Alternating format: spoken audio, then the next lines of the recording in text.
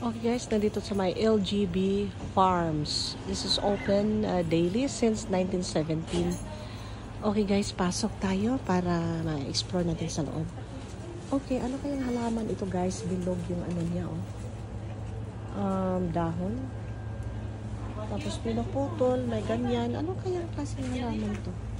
Walang nakasabi pero I'm sure that is something edible. Explore natin sa loob guys. Tingnan mo yung mga bawang nilang dinidisplay guys. So, of course, Gilroy is garlic capital dito sa California yata. Kasi popular ito siya guys eh. Garlic capital of California or the world or whatever. Tingnan mo guys ang garlic guys. Oh. Ang ganda. Yan, ang ganda ng mga garlic guys. Beautiful talaga ang dating nila. We don't skinny dip, we chunky dunk. Sometimes in the winds of change, we find our true direction. Oh, I love that. Yeah, I love that. Rotation. Yeah. Got candy? Soon. Naman, pardon the weeds, we are feeding the bees. Excuse the mess, our dogs are making memories. It's beautiful. Bless this home. Look at the garlic guys. Wapa kang garlic guys. Look. Very pretty.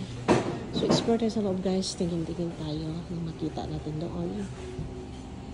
Buttermilk na mga ingredients. May mga sabon. Ayan. Oh, my lavender farm. Pala ko nga vlog guys. Hindi ko pa nalagay. Noon pa yun. Hindi ko nalagay. Look at this. Mama bear. Welcome to our pumpkin patch. Farm fresh strawberries. Pick up your bun. Flower market. Very nice. Ito siya guys ang tawag guys.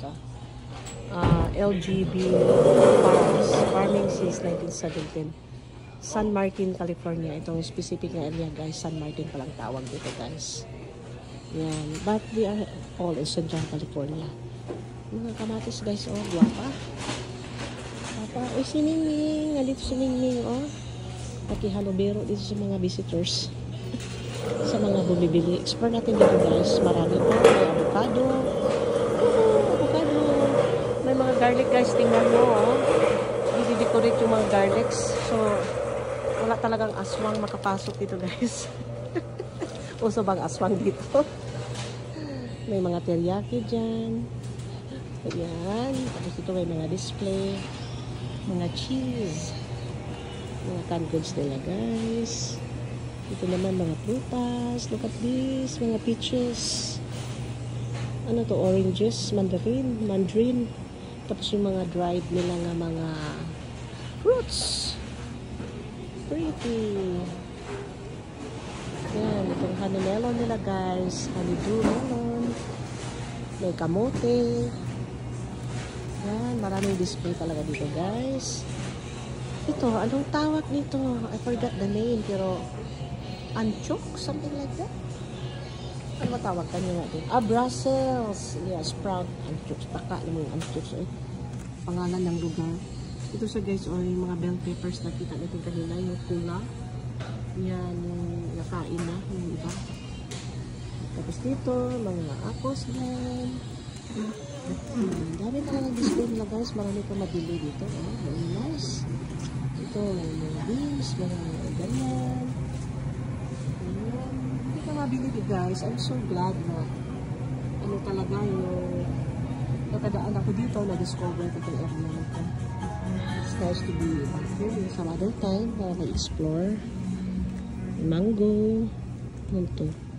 Cinnamon original bread. Ang gawa nila ito. Cookie can, 750. Yes, may mga bread sila guys. Very beautiful place to explore for, you know, if you buy some kind of mga ingredients mo, pagkain para sa kusina mo dito guys. Welcome to the love shop. Knock a little louder. Sugar. Honey. Yung mga plant preserves nila guys. Ano naman to? Vinegar. Meron pa kong vinegar so okay lang po ako guys. Mga beef jerky. So marami ka talaga mabili dito guys. Ayan. Ako ngayon, ito lang munang corn pabilihin dahil kailangan ubusin ko pa yung mga ko doon pagkain. So ito guys, looking outside tayo from the inside. So nagdamihan na rin yung mga tao guys. Ano naman dinadisplay dito? Ay mga itlog yata. Yan, milk, tapos may mga eggs dyan. So guys, we are looking outside. Look at the view. May card din sa gusto mong gumamit tayo. Ganda, Portugal. Sus, dami talagang guys, garlic. Matalang aswang makapasok dito guys. Kasi pintuan pa lang dami ng marami ng garlic. Alright guys. Again, thank you for watching. See you in my next vlog. Bye-bye.